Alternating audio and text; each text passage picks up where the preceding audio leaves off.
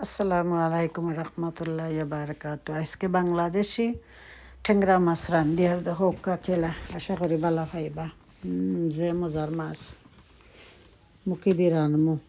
দইয়া উইয়া সফা করে লইছি, এখন তেল দিয়ার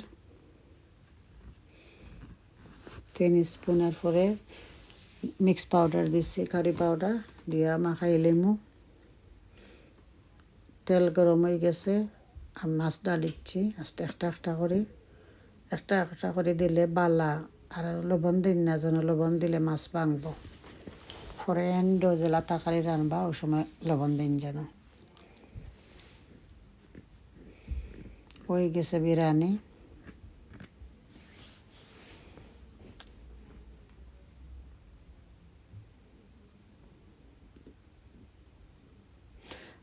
আরও তেল কত ফুটা দিলাম, সমান তেলও আমি পেঁয়াজ দিলাইছি। এরপরে দেখো মুখির আমি চলাইয়া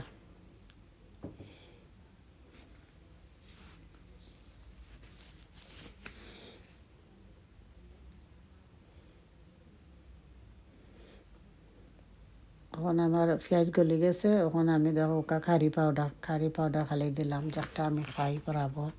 এরপরে তোড়া 5 ফোড়ন দিমু। এরপরে পানি দিলাম, মুখিও অ্যাড করি লইমু লগে।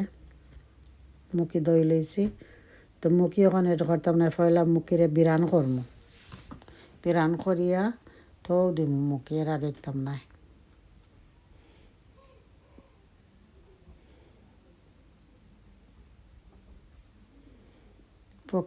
মুখিলে আমি তেলের মাঝে ফালাইয়া বিরান করি আর মুখিরে খুব মজা লাগে। তেলের মাঝে ফালাইয়া বিরান খাইতে, বিরান করে খাইতে মুখি এত মজা লাগে।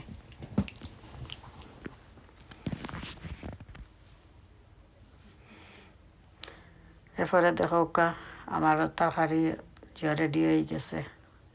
এখন মুখি অ্যাড করে লইয়া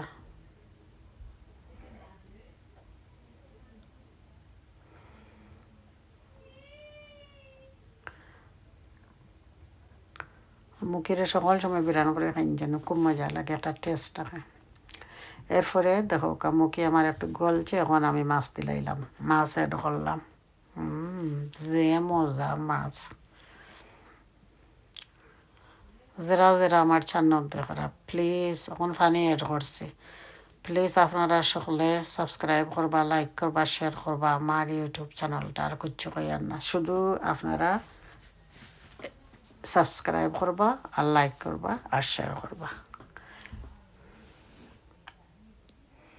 যে সুন্দর হয়েছে মাশাআল্লাহ, খাইতে খুব ভালো লাগছে, আমি খাইছি।